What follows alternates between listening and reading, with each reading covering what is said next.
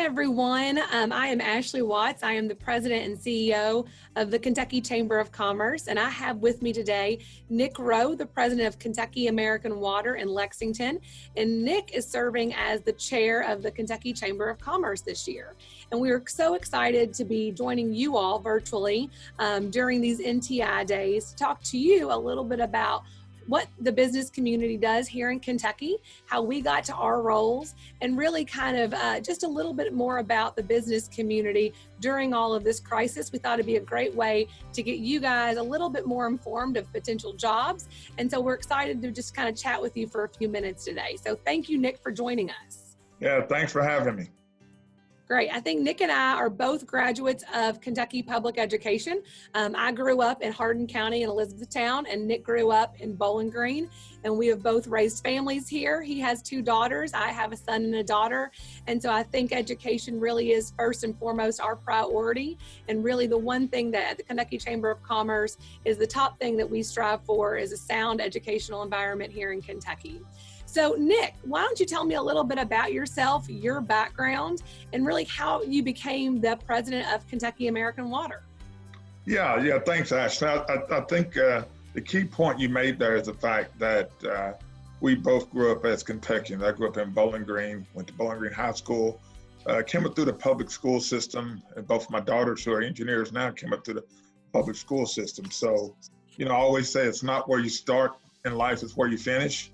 So we're 2 CEOs of organizations that are Kentuckians, and I've got a lot of folks in our organization who've gone to some schools outside of Kentucky, some Ivy League schools and others, but right now I'm president of our company.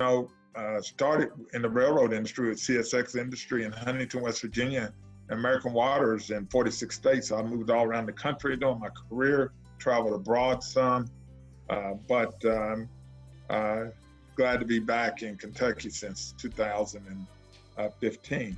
So I credit a lot of my success to those guidance counselors and those teachers who I'm now social media friends with, and they keep up with what we're doing through the state chamber as well as my role at American Water. So Ashley, talk a little bit about yours as well. Yeah, so I grew up in Elizabethtown, and I was raised by a single mother, but education was always very highly prioritized in my household. And education, I think, has always been to me kind of the key to prosperity and the one thing that you really can change the trajectory of your life. And so education was always very highly regarded in my house. I graduated from Central Hardin High School in Elizabethtown, Kentucky, and then went on to get a bachelor's degree from Campbellsville University. And then I received a master's degree from the University of Louisville. But it really has been key to, I think, my success is having that strong educational background. I now live in Frankfort with my husband, who is from Bardstown, went to school here his whole life, graduated from the University of Kentucky. And we have 2 children, Emma, who is 7, and Carter, who is 4. And so Emma's in 2nd grade. And so we're managing like everyone else right now and trying to work and do homeschool. And so hopefully this will just tell everyone kind of that's watching and listening that education really is key and that we're going to get through all of this. And hopefully you guys will have some ideas on potential careers as we move through this. So Nick, I always think it's interesting to hear about people's first jobs. We know what job we're in now, and luckily we both have risen to the title of president of our respective organizations. But what was your first job, and what did you learn from that first job? I'm a hilltopper and got a degree in engineering, and then got my master's in business at a small liberal arts school when I was up in Pennsylvania. I was always a guy that, like others, played sports and things of that nature, but I'll sit right in front of the class. I'll never forget being in front of the class, and the guys used to kid me, "Why don't you sit at the back? The teacher won't see you." I want to learn. So I think it's real important that those little steps that we do when we're in high school or middle school or elementary school, I always sit up front because I want to know the teacher. I want him or her to know that I was in tune, and I think that's paid dividends for me. But my first job out of school, I was working for the railroad industry in Huntington, West Virginia for CSX. And that was a good time in my life. You're a little scared when you first leave home. Everybody says they want to leave home, kids can't wait to leave home. But you realize when you get there, like, uh-oh, what have I signed up for here? And only going from Bowling Green to Huntington's 2.5 hours. But it was a scary time for me, but working for the railroad industry, and I was on a survey crew. So I traveled Eastern Kentucky and West Virginia coal fields, and did a lot of survey work on the rail tracks and things of that nature. And I think about those times today. You know, I was a young African American traveling to parts of our country that didn't see a lot of people like me. So it was quite an experience, but it built my character. And at that time, I think the CSX Railroad had 70,000 employees, and now they're probably down to less than 25,000. It just shows you why education, like you said, Ash, is so important, because it gives you, with my engineering and my master's in finance, it gave me a chance to move on to the water industry in Huntington. I left the railroad, went to the water industry, and the rest of it's history. I moved around the country, and it all paid dividends. So what about you? What was your first job? So my first job kind of in college, I was a camp counselor, and I loved it. I said I got to be in contact with a lot of kids from all over the United States and work with other people my age. And it was so fun for my personality. But once I graduated from my undergrad, I got a job through an internship. So I'm a big believer in internships, and I got my start kind of in politics by an internship with the legislature. So after I was done with that internship at the legislature, I moved to Frankfort, didn't know anyone, got a little apartment, started working in the Capitol. I was 21 years old, and I had a small little desk in the corner of the 4th floor of the Capitol, and I didn't think it could get any better than that. And so they ended up hiring me after my internship was over, and I worked for the legislature for about 3 years while I got my master's at night at Louisville. And so I think for what I do now, and kind of in the advocacy realm and being in the political scene, there was no better training for me as kind of a political junkie. And I had big aspirations to kind of make my mark in politics. But the training that I got from my first job at the legislature, and learning the process and learning the players and seeing how literally a bill becomes a law, I think gave me the best foundation that I could have had for my career now.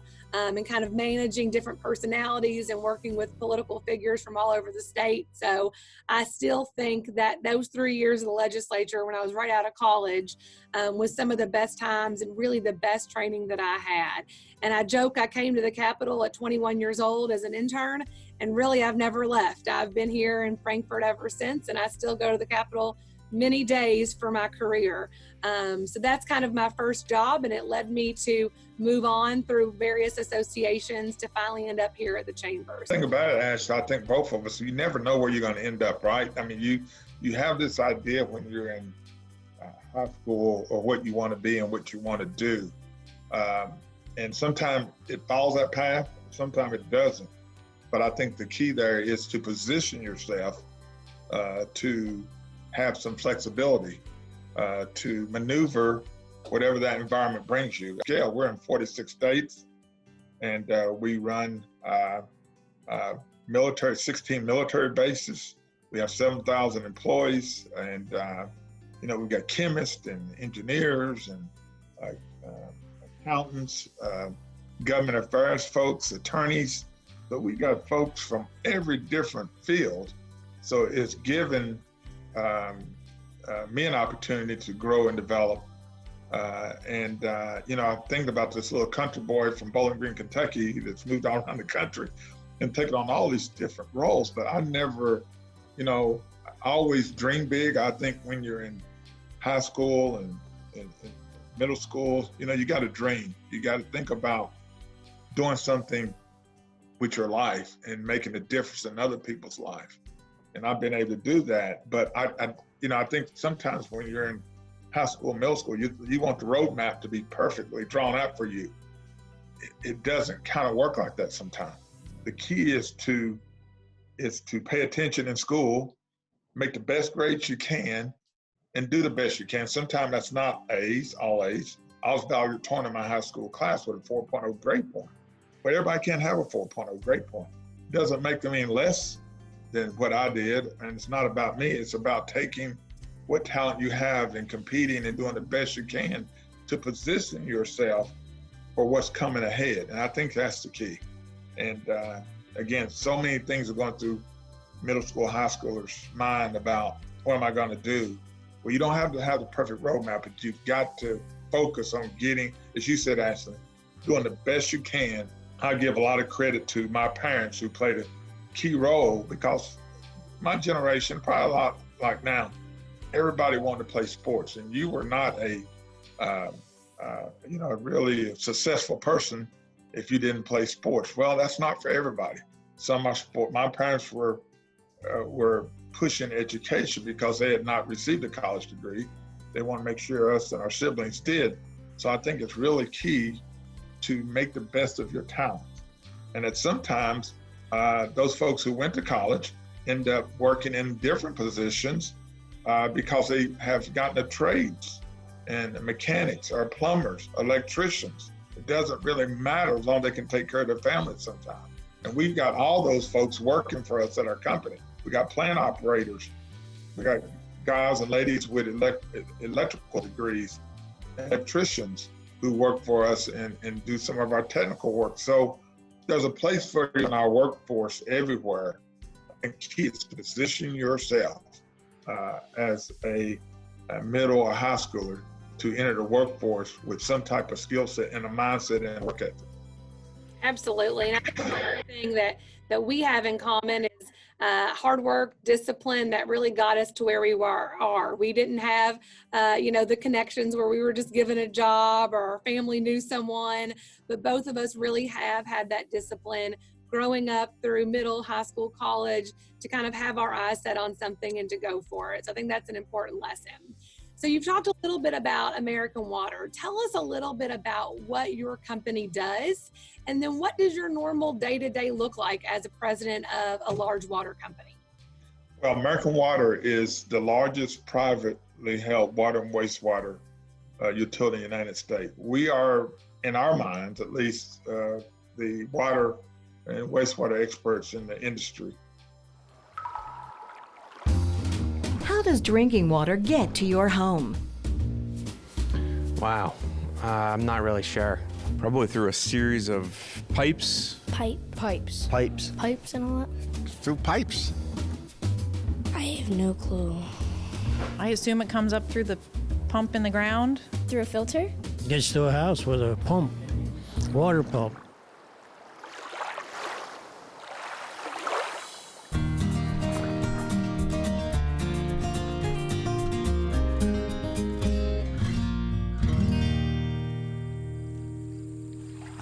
Nature. So beautiful and calm. Hey, Splash, did you know that reservoirs like this are one of the places where we get our drinking water? Wait a minute there. You don't want to drink this stuff. I'm telling you, I've been in a lot of water, including this reservoir. You know what's in there? Fish. You know what they do, right? They... Oh, Splash, don't even go there. You know, a lot happens to this water before we can drink it. You're telling me? Hey, I've been cleaned up a few times. Kentucky American Water's experts work round the clock, removing bacteria, viruses, micropollutants, and other harmful particles from the water you drink. They do such a good job that American Water often provides water service that is better than what the government requires. The treatment process begins here, at the pumping station. Pumps draw raw water from reservoirs, lakes, rivers, streams, wells, or underground aquifers. Water travels by pipeline from the pumping station to the treatment facility. The first step in the cleaning process removes sediment and particles from the water with the help of coagulants. What? Coagulants are chemicals that act like magnets. They cause particles in the water to stick together. These groups of particles are called floc. Huh, I didn't know I had it in me. Kentucky American Water uses a process called sedimentation to separate and remove floc from water. This process is where floc sinks to the bottom of a tank as the floc particles grow bigger and heavier. The sedimentation process removes most of the floc from the water. The next step? Filtration. Whoa! Hey, watch it! Wow, can a water droplet get a bruise?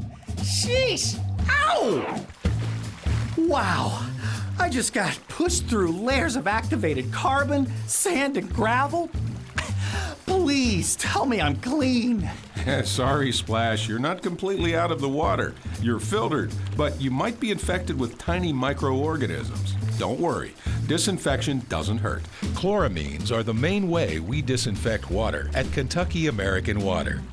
What are chloramines? Chloramines are a combination of chlorine and ammonia. Viruses, germs, and fungi don't stand a chance. Whoa, hey, that tickles! Stop it already! I'm gonna wet my pants!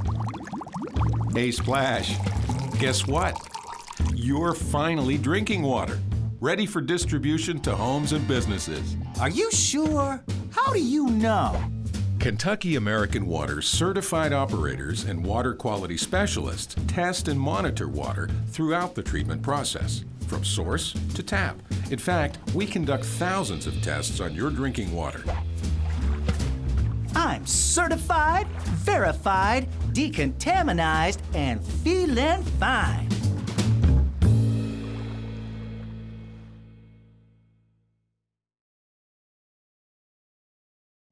The Environmental Protection Agency and many folks look for us for directions on what is going to happen, the type of contaminants that are coming down the pike in the next couple of decades. And it's something that people kind of take for granted. You know, you have to have a special chemistry makeup to work for our company because we provide a service that has got to be right every single day. You think about what we're going through with COVID-19 right now. We've got to be perfect every night, every day. Because when you get up in the middle of the night and turn on the water, it's got to be there in quality and quantity every single time.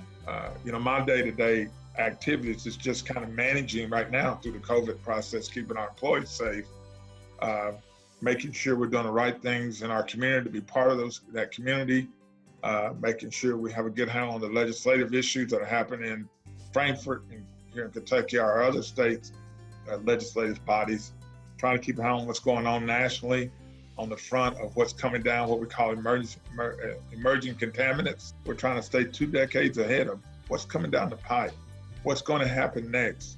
That's kind of what my day looks like. It changes every moment, but all skill sets are involved in our company. Like I said, from a legal standpoint with our attorneys to our communication folks to make sure we're doing the right thing, involved in the community, giving back. Our company is big on helping communities, being part of the community. It's not how much you take in the community, it's how much you give back. And that's what we try to stress to our employees. And during these times right now, it really is about giving. So that's a little bit about our company, kind of how my day goes. It's kind of chaotic right now, as it is for you, Ashley. It's going through the leading the chamber through this process. A lot of small businesses are calling on you right now for, you might want to talk a little bit about what you've been going through over the last couple of months with this COVID-19. Yeah, it's been a change the last couple of weeks. I'm sure it has been for all of you all, going to school at home. So the Chamber is the state's largest business association. And what that means is that businesses join the Chamber and that we represent them in state and federal government. And so we want to be their voice and their eyes and ears for all businesses across Kentucky, small, large, and everything in between, and make sure they're represented and that in the legislative process. And so on typical days, we have a team that works at the Capitol to make sure that business is represented and that good business bills are passed and that bad business bills do not see the light of day at the Capitol. We also have partner relationships with 82 local chambers of commerce. So wherever you're listening in Kentucky, I'm sure you know about your local chamber, your parents or your family may be involved. And so we work with local chambers all across the state. We have a strong communications team, we have a workforce team. So we do a lot of things, but our main mission is just to help business in whatever state they're in as best we can. And so with the COVID-19 issue here, we have really just decided that our mission is to help businesses get through this. And so you may have seen on the news that there's been some federal bills that have been passed that have offered some loans to small businesses. You may see that people are unfortunately getting laid off from their jobs, and so we're helping people file for unemployment. So we're really just doing whatever it takes to help businesses answer their questions. This is a scary time for many of us when you look at kind of the health of Kentucky and see how many people have gotten sick and have died from the coronavirus, but it's also a scary time economically as well. And a lot of businesses have had to shut their doors the last couple of weeks. And so we really just wanted to be a resource. We do webinars, we answer questions for them. So anything they have a question about, we want them to come to the chamber and hopefully we can get that answer for them. So Nick, we have 40 employees here at the chamber, which is much smaller than I know you have. How many employees do you have at Kentucky American Water? And I always think it's interesting to know, what are some of the skill sets that you want to find in a good employee? Yeah, we have 150 employees here locally, but we rely, our business model is really based on the 7,000 employees we have nationally, because we have a centralized laboratory, one of the state-of-the-art laboratory in Illinois that we pull resources from Kentucky, Tennessee, Indiana, all of our states, sure. So we really pull from we've got some PhDs that work in that laboratory that are doing tests and analysis on things all the time. So instead of me having that resource here that I may not use 100% of the time, I'm able to pull on that resource. We've got, the strength of our company is our size and scale, and the fact that I can use those biologists and chemists and microbiologists to help me get through any type of challenge. I think that the real key for us as a company is the type of people we hire. You're only as good, and that's why I'm so proud of Ashley, you and your team's work at the chamber. 40 employees that work really hard to do the job of probably 80 employees. It's because you've hired the right people. And I think for us, that's what we try to do. We really try to hire good people, and some of the things that we look for is work ethic. You got to have old school work ethic. Me and you are both blessed because our parents kind of taught us that. You got to do a good job. You got to work hard. I tell my daughters, who are both career women now, is you got to add value to an organization. You got to add value to a company. And I think that's so important to have work ethic and come to work on time. I always tell my daughters, hey, be the first one there, be the last one to leave. And it was the same way when I was going to school, and sometimes you get called a nerdy if you're not playing sports that day because you're sitting up in front of the class. But I always did that because I wanted to be there early. Then I was the guy that stayed after and asked the teacher, hey, I don't get that. But I was trying to become valedictorian then too, because the guy behind me had 1 B and the person behind him had 2 Bs.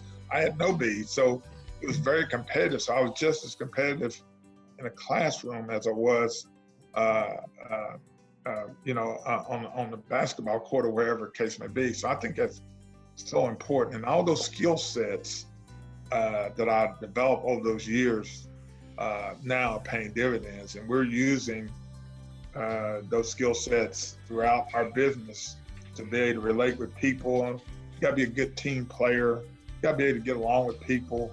And Ashley, you're probably seeing the same thing at the chamber, right? I mean, I always say the things that you and I have talked about this a lot. The things I always look for in an employee are hard worker, go-getter. I always say kind of that art of the hustle. I mean, who's getting the job done? And I think that's where you and I have a lot of similarities. One thing that I always look for is good communicators. Just to communicate with your peers, effectively communicate, being a team player. I think that is very important when you talk about, making sure that you're giving back and that you're doing good is working as a team and not taking all the credit, just really working as a strong team. Being an independent thinker is one thing that I always look for, is people who can kind of look at a situation and try to analyze it and critically think, what are some possible solutions? So those are just some things, and they're not, the things that many of you guys may think that we talk about of being good at math or science or journalism or political science. A lot of those things can be learned, but I think those core essential skills or what I want, in an employee. And you may have seen my daughter running around here, as many of us are doing, working from home, and also trying to teach our kids some lessons. But I hope I'm instilling that in my children as well, is there's no substitute for hard work. And that really will get you farther than almost anything. Yeah, and you're right, Ashley. And here's the thing about it. Our workforce is going to change decade by decade, right? When I entered the workforce some 30-something years ago, it's changed to today. And our business is going to change. Our country's going to change. Think about our smartphones. I can remember when I was growing up, anybody had a cell phone in the car, they were like big time. Now everybody's got cell phones. Think about where technology is, where we're ordering groceries online, and millennials and Generation Zers kind of do everything on their phone. Well, that's going to be enhanced over the years.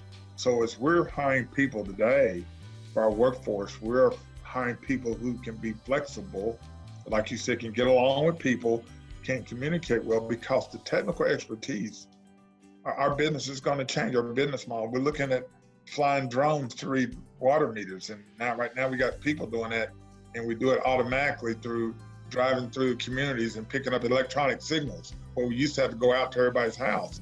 So now we're looking at what does the next phase of that look like?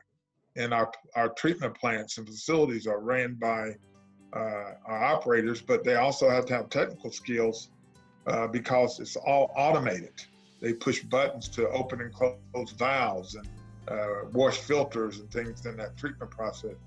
So the employee that you hire today, it's not the same employee skill set they'll be needed in the next 5 to 10 years. And that's not just for our industry. Any industry, everybody's doing something different. So the skill set is going to change as we go through this process. Absolutely. I think adaptability is the key, and just making sure that you're always going to be adaptable and flexible as the world changes, and the world's changing right now. Well, Nick, thank you. I think this was great. I hope that everyone listening kind of enjoyed listening to us and how we got to our careers and some advice that we have to give. I know you can find more info about the Chamber of Commerce and what we do at kychamber.com. Nick, do you have a website that students could go and check out more about Kentucky American Water? Yeah, go to amwater.com, and they can log on to any state and find out anything about American Water. And we've got a place called Careers that you can log on to and find, and it has a list of every job that we have available throughout all of our 46 states. I think last thing I'll leave with, Ashley, is I think something we hit on is our attitude as individuals in high school, elementary school, middle school. Our attitude does really determine our altitude of where we go. Everybody's listening that will listen to me and you through this process, as students can reach your horizon. Anything's possible. Doesn't matter where you start, it's where you finish. And I mean, you're a prime example of 2 Kentuckians that, are kind of non-traditional CEOs, with our background. You've been one of 6 female state chamber CEOs in the nation, and probably the youngest at your young age. So that's different than what it was. But so I just want to encourage our folks, our students who are listening, to know that they can be anything they want to be.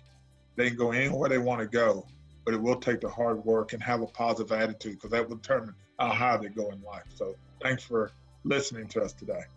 I think that's great parting words. Thanks, Nick, and thanks to everyone who's listening. We've really enjoyed this time together, and we hope everyone is staying safe at home. And we look forward to talking to you all soon. And I hope you enjoy kind of this series that we're putting on with the business leaders across Kentucky, just for you guys to get a little snapshot into potential careers as you move forward with your educational career. So stay safe, and it's been great talking with you all. Thank you.